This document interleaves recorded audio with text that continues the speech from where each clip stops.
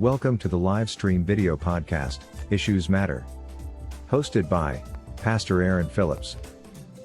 Each week, Pastor Phillips will focus on timely issues, which affect the lives of citizens of the neighborhoods of the greater Cleveland area. This is a live broadcast, so Pastor Phillips encourages viewers to call in and participate in discussions. Your input and points of view are important, as we attempt to dig as deep as possible into those issues that play a role in our daily lives. So, without further ado, here is your host, our fearless leader, Pastor Aaron Phillips.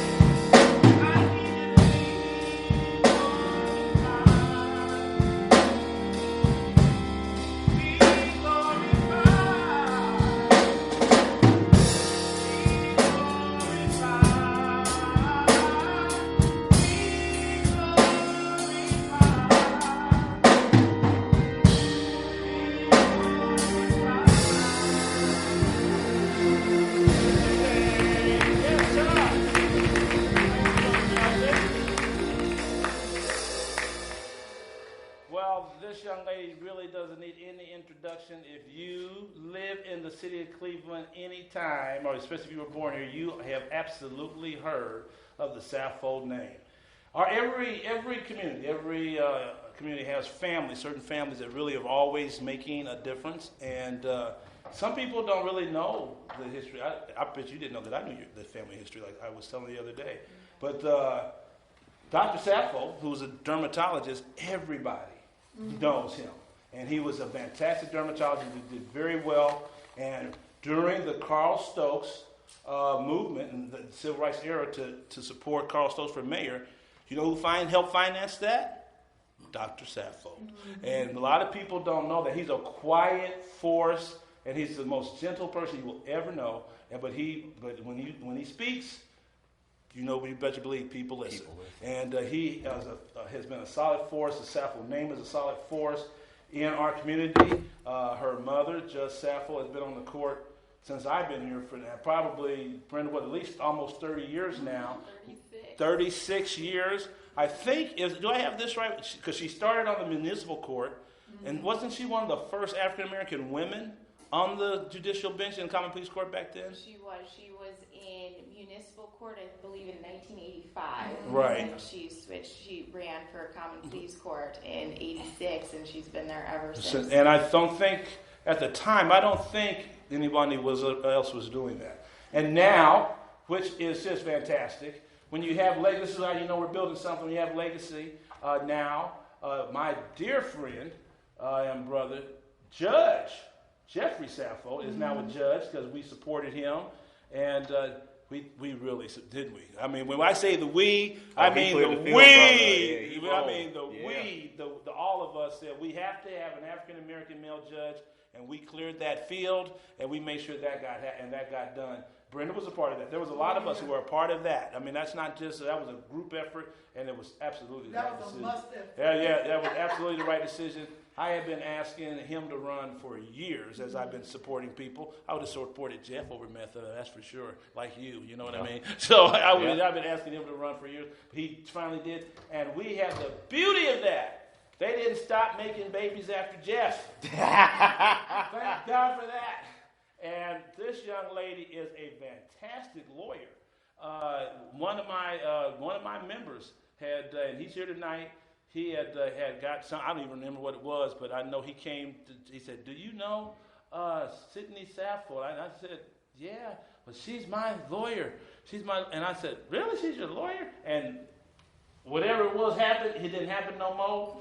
And he got a case clear, and we happened to be, but he wasn't saying your name right. That's what I remember. So I have Jerisa tell him that. But so we was at some kind of fundraiser. He said, "That's her right there, Pastor. That's my lawyer." I said, "She's the one who helped you?" "Well, yeah, you should have been told me that." "Yeah, I know her." And she's a fantastic lawyer. Now she's a magistrate in Cleveland Housing Court, and she is desiring, which we need her to become a Cleveland Municipal Court judge. Who are you playing? Judge Zone is leaving, so that's an open seat. It's not running against an incumbent, and we need to put a young, intelligent, bright, and beautiful young lady there named Sydney Saffold. All right? Absolutely. Tell us why you're running and how you came to this point. Okay, so I have always known, girls look up to their mothers, and so I've always known I wanted to be a judge my whole life, and I've also always been dedicated to helping people. I think I define myself as a helper. I believe that we need to support each other at all times. And I'll tell you an interesting story. So when my brother was getting sworn in, I meant to tell this story at his investiture, but I was so nervous, and he told me to keep it short. Right, and he went on with that long speech. Right? That's all I Jeff. Right. For one verbose Saffold in the room at the time. Right. But this is what happened. So I've always known, my mom, I had the fortune of being raised around the courthouse and around all these remarkable women, black, strong women in politics. She raised me up with Stephanie Tubbs Jones. My godmothers are Barbara Boyd and Pat Blackman. Oh, wow. And Keenan, and they all helped me when I was getting christened. And I grew up on the floor of the Black Women's Political Action Committee meetings playing while they were planning our city's future, our county's future. So I've always, and she took me campaigning. I campaigned for every black candidate you can think of since I was a kid.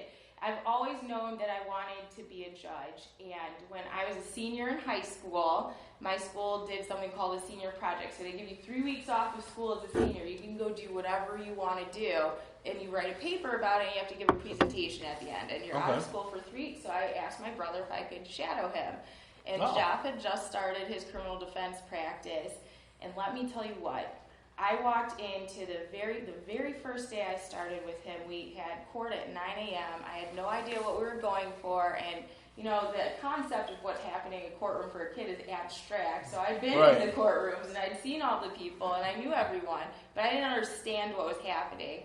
My brother was defending this young man, and we walked into court that day, and it was the second day of trial.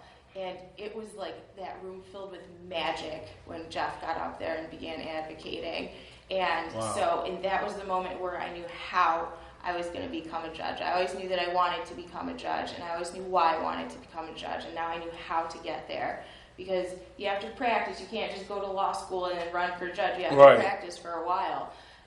And so I knew exactly what I needed to do and how to get there and how I wanted to help people. Fantastic. So how long have you been in private practice? So I graduated law school in 2014, and then I actually started with a civil firm that did plaintiff employment discrimination. So we sued on behalf of individuals that were wrongfully terminated for race discrimination, disability discrimination, wage theft, gender discrimination, national origin discrimination, all the protected categories. So if they were retaliated against, or if they were terminated because they complained about some sort of discriminatory conduct that happened in the workplace, we would sue their horrible bosses on behalf of them. Right. And after I'd been practicing for, I think, about a year and a half, my brother said, it's time, come work with me. And so I came downtown, and I'll never forget it. He's like, get business cards printed, get everything situated. So I took about a week, and I transitioned, and I came downtown with him, and I practiced with him for every day since until he got onto the bench. And wow, that's beautiful. The best training as an advocate I could ever have in my life. I had so much I just learned so much from him. He's brilliant. Yes, this is. And he's like my, I guess, legal lodestar, if you will, just like what I wanted to be and what I aspired to be, and I aspired to make him proud and to do the good kind of work that he did and to continue to do so. I love the photo, and somebody had to send it to me because I'm not a Facebook person, but it's your mother, and it's Jeff, and it's you. I love that photo, and some people who didn't know that was your mom, they would say, is that Jeff's wife? Because I don't know how that's happening. Judge Saffold actually looks like she's getting younger. And I was like, I understand why you say that, because she was always very good looking, but she looks younger. I don't know how she's doing that. But it was just to see the legacy of you all. And we need legacies who are people who are going to stand up for justice, who are going to stand up for our people and stand up for what's right. We need that kind of stability in our community, and I just applaud what you're doing. I love it so much when your nephew gets out of law school. I want him to run for judge.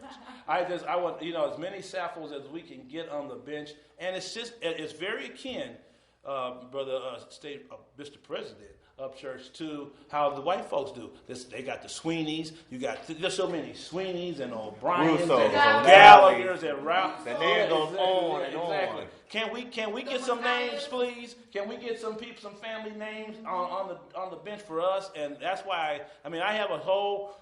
This was my plan a long time ago. I'm so glad they're finally catching up. And I think it's so important that we have those stability legal families. I remember, Brenda, you helped me with those families before Judge Character.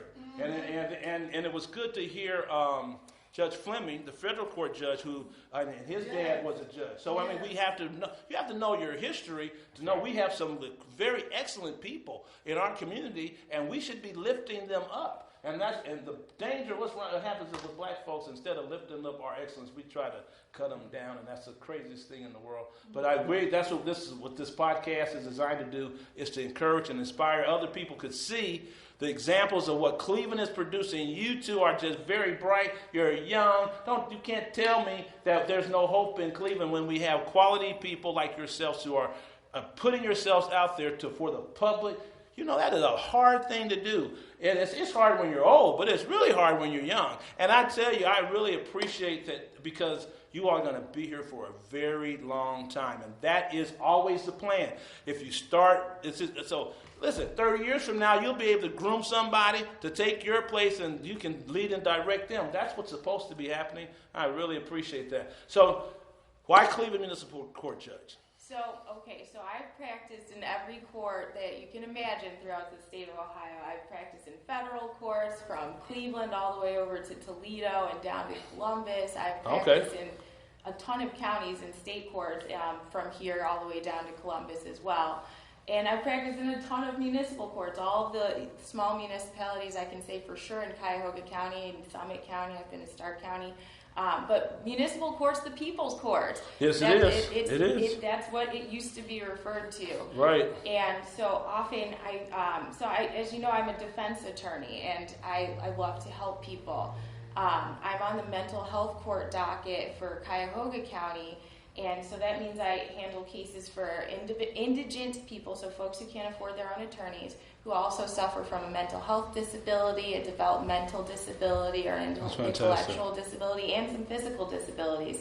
And what I've learned, though, we have all this special training to get onto the docket, and I recognize in clients who aren't on that docket, particularly black folks, that they're suffering from some sort of underlying mental health issue that they've never identified before. So then they use drugs to self-medicate because they don't know what's going on, because they never had access to the treatment. So that's the number one thing I want to bring with me to the court, is identifying mental health needs in everyone. And I think there's a big push for that in law enforcement right now, and there's a big push for that, just being open about it. And it's something our community has held as taboo for so long, that there are so many folks who, but for having that help, would end up in our court system. Right. So for the folks who do end up in our court system, I want to afford them the opportunity to get the help that they need. And we can use programs. We have diversion programs, which are programs where you can come into the court, and if you participate in the programming that's assigned to you, you walk out with a dismissal and an expungement like the case never happened, and then that bleeds over into workforce development. Now you have opportunities with jobs and education, and you'll have ongoing care, and it follows you through life. And the statistics are overwhelmingly positive for programming. When you participate in programming, you don't commit new offenses. You don't come back again. So I work mostly with felony cases, but the first stop for most folks when they commit criminal acts, they start small. I do. That ends up in muni court, right? So if I'm sitting on the bench and I ask, why are you doing this? And with my clients, I always ask this: have you had trauma in your past? What was your childhood like? And how did you grow up? And has something happened to you, or do you have certain feelings you don't know how to explain or identify? And then we take it from there. I want to start there from the bench. And then the folks that are starting small and end up in the muni court, they don't end up going on to felony court. And they don't end up committing felonies or more serious crimes. And we can help people. And I guess the last thing I'll say is a defense attorney, and I told you I love to help people, and I've had so many remarkable results using these programs as an attorney because I know to ask for them.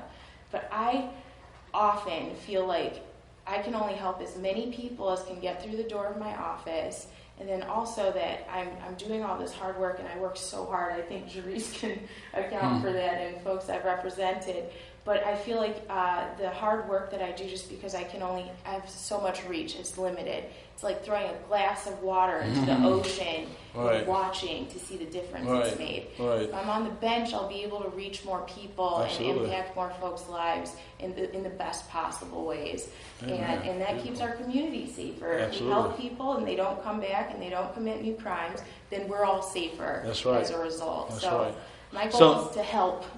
So tell us, as Brenda's coming to the microphone, tell us when the election is, because there's an election tomorrow, but it's not in every county, not in every city. So you may not be like, if you live in Lakewood, there's nothing happening tomorrow in Lakewood. But if you live, particularly on the southeast side, there are a lot of elections. But that's not your election. Your election is when? November 7th. So November 7th, 2023. Yes, this year. November there's no primary. 7th, there's no primary in Cleveland. So Cleveland voters don't have primaries tomorrow, but there are. So even if you don't live in Cleveland, if you have a primary, go vote. Representative Upchurch was just talking about House Joint Resolution 1, and I can't have any policy positions as a magistrate or as a judicial candidate, but we have to vote like our life depends on it every single cycle, and we need to protect one person, one vote as best we can. So vote tomorrow, not for me because I won't be there on your ballot, but if you have a ballot to vote on, tomorrow's your day. Make sure you go vote. Yes.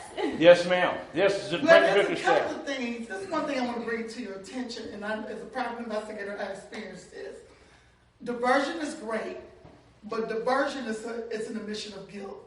I've had to testify for people in the state, at the state, that are going for their nursing license, being a doctor, and they said, wait a minute, my record was, I went through diversion. They said, that's an admission of guilt. And I've had to go down with their attorney and say what I found out during the investigation. Okay, that's unfortunate. But the thing is, they tell you that. It's like you said, it's expunged, it's dismissed, and it's sealed. But when they do those fingerprints, the BCI fingerprints shows everything that was sealed and expunged. And a lot of these licenses, to knock you out, they will put that questionnaire out there and ask you that question. And some people say, well, there's one, the lady I spoke with that was over the nursing board, she said, well, she was dishonest. I said, no, she wasn't. Her record was sealed. They tell them if you ask if they have a record. She said, well, let me bring something to your attention. We can go in seal records, expunge records, BCI records. We can go in those records. Yeah. And a lot of people are not aware of that. Can you speak to that, especially as a defense attorney? That's a really good point. It is. So when you get a record sealed or expunged, it still exists in two places. With the BCI and their policy rationale, the way they justify that is because they want to be able to screen people for certain licensures, and they particularly cite to like law enforcement positions. so they can see stuff that happened in someone's past. But it also still exists with the prosecutor's office of the jurisdiction where the case was. So if it's the Cleveland prosecutor's office or the county prosecutor's office, they can go in and still see if you participated in a diversion program. So, and Mrs. Bickerstaff was also right in this. So when you get into a diversion program, this is how it works. So you don't just get to walk in and participate in diversion. You have to be screened. Yeah, you have to be screened, and that's by checking your background. So there are different types of programs. Some allow you to have some criminal convictions. Some don't allow you to have any criminal convictions for the first offender programs. But all of the programs require this of you, and I'll explain why, the overarching reason. So you have to admit your guilt, and it depends on where you are in court. So in Cuyahoga County, in Cleveland, you have to admit your guilt on the record, and then the judge says, okay, usually when you plead guilty to something, you say, I plead guilty, and the judge says, okay, I'm going to find you guilty thereon, and then they move through their what they say after that. It's called a colloquy. But for diversion programs, you're required to admit guilt, and then the judge says, I'm not going to find you guilty, I'm going to admit you into this program. The reason why they do that is because if you don't successfully complete, so they give you these requirements, and you'll be on probation, you'll have programming you have to complete through the probation department, depending on what the underlying issues are, they'll do an analysis to determine what programming matches for you. If you don't follow through, then you're stuck with your guilty plea. They hang it over reactivate. Yeah, they hang it over your head. Exactly. So that's the incentive to successfully complete and to comply with the programming. Okay, this is the second one. I'm going to make it real quick. Okay. You know I'm on police reform out the door. Okay? Okay. This is what I've said to all judges that's taking the bench during the election, and I want to see it, and if I don't see it, I'm going to call it out. Lay it on me. When you see that an officer or a detective is being dishonest under oath, I want you to call it. I want you to call it.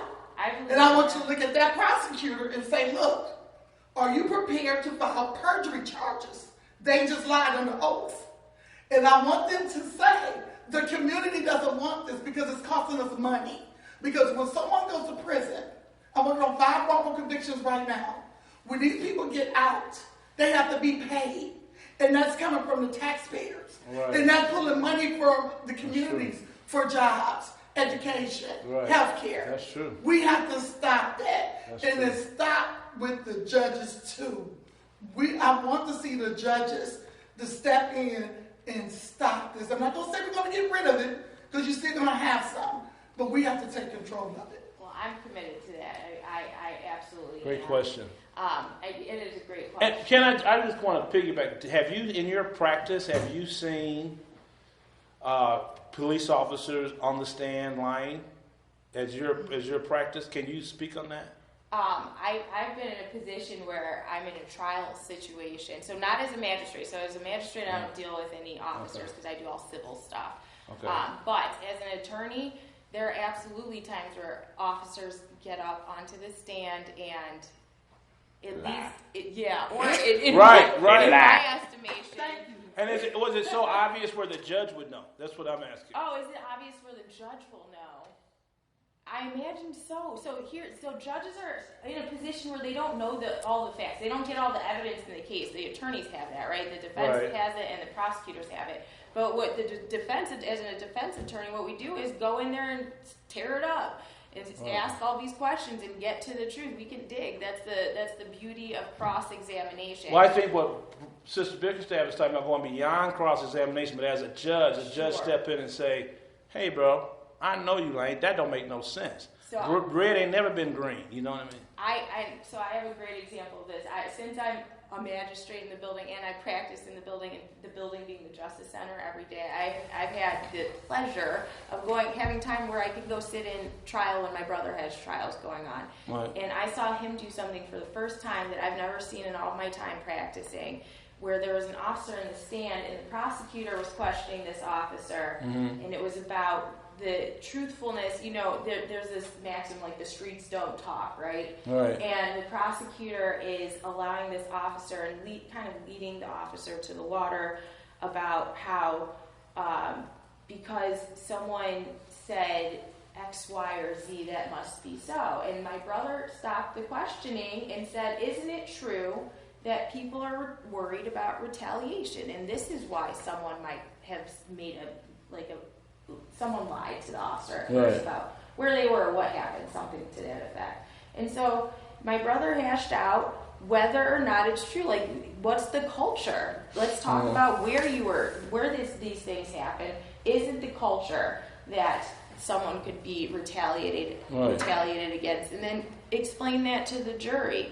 And I think that's important, not to just sit there and let it slide through, and instead require the witness to explain to jurors exactly why things happen and how they happen and what it means when stuff happens and how often this happens. And so the question in that particular instance was whether or not this person lied because they were scared about telling the truth, because these folks knew where their mama and their grandmama lived and what happened. And how many times have you seen that happen to someone's mom's house or someone's grandmom's house? They do retaliate. Well, I'll tell you, but getting back to, I'm saying. But wait a minute. Let me say this, and then we're going to get a song, and we're going to let these guys go. But I will tell you, Brenda, I know Brenda probably knows this. When I was a prosecutor, and your brother and I were, I would see the police lying. That's why they didn't really like it. I said, man, that ain't happen like that. You cannot say. I would be prepping them. I said, you can't say that. We say it all the time. I said, well, you may say that with other prosecutors, but you can't do that with me. And I did. I had the super cop guy. He couldn't stand me. And I worked Judge Cleary's room, and you remember, I'm talking about it. He was always, I said, no, I'm not doing that. And so it's also the responsibility not only of the judge, but it's also the responsibility of the prosecutors. But listen, you'll be a great voice, a welcome voice. You have our support officially as the Cleveland Clergy Coalition can give support, and we will make sure we tell everybody, Jeff Rowe, Pookie, and Wookie, everybody, make sure you vote on November 7th for Judge Sidney Saffold. Thank you for coming in. And let me tell you, you all should be really close to this, because the funding from municipal court comes from where? State legislature. State legislatures. Yeah, you're sitting next to the guy who's going to make sure the money keeps coming that way. Isn't that smart? That is just good business. And thank God for both of you. Thank you for your leadership. I'm going to let you over. We're going to bring Jerice up. Jerice, do you want to ask a question to this? You're a former attorney. I should put all your business out. You had to have an attorney, didn't you? Listen, I ain't got no questions, just statements. She is good at her job, and I'm ready to call her judge right now. That's right. All right. Well, Jerice is going to take some pictures of us before we go so we can post. But thank you all for coming in. We appreciate it. Give them a big hand. Come on, Melvin, with a final song. Come on.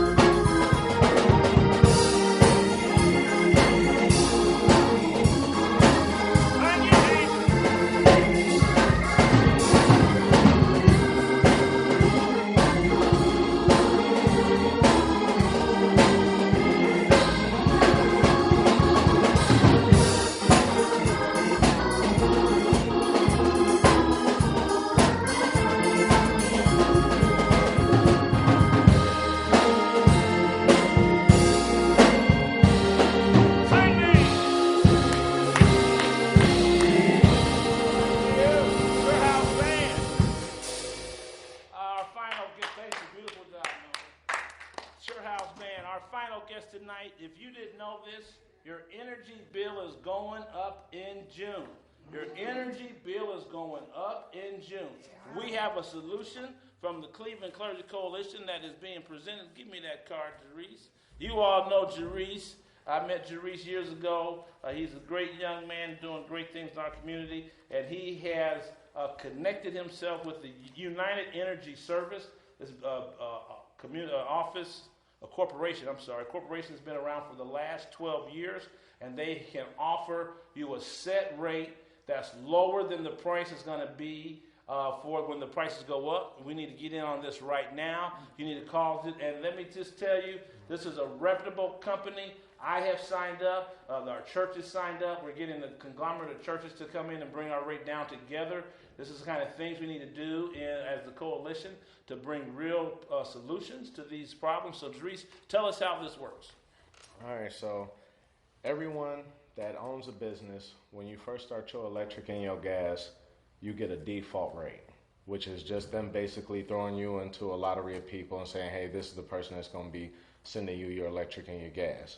Well, what we do is we look at your bill, we see if you're in a good supplier, bad supplier, or no supplier, and then we update your account to make sure that you get the lowest possible price, because the standard choice offer, that default rate, is going to eat away at your pockets. So they don't offer me the lowest rate automatically?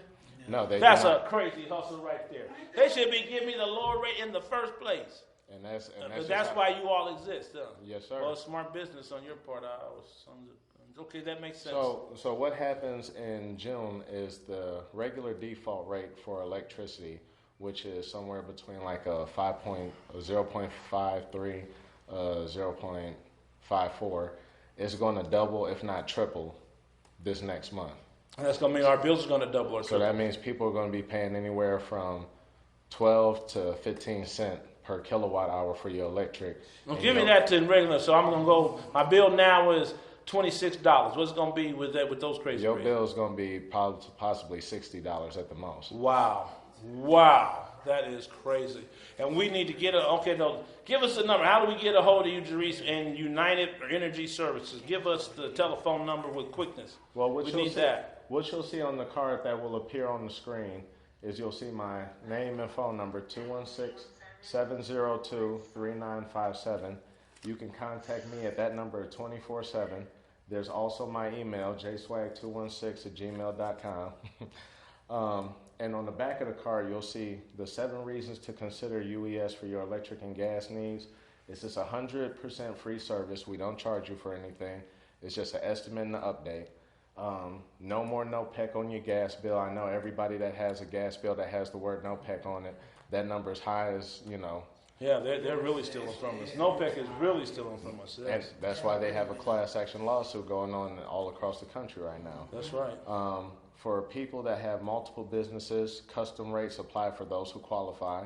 And we do everything from commercial to residential. And I myself have consecrated my position in the company in the top 20 because I have closed the whole city by myself. I have Highland Hills So you know Electric. what you're doing. That's good. I see you sure are dressing better. You've been giving money in church. Been taking care of business. Yeah, he's doing something right.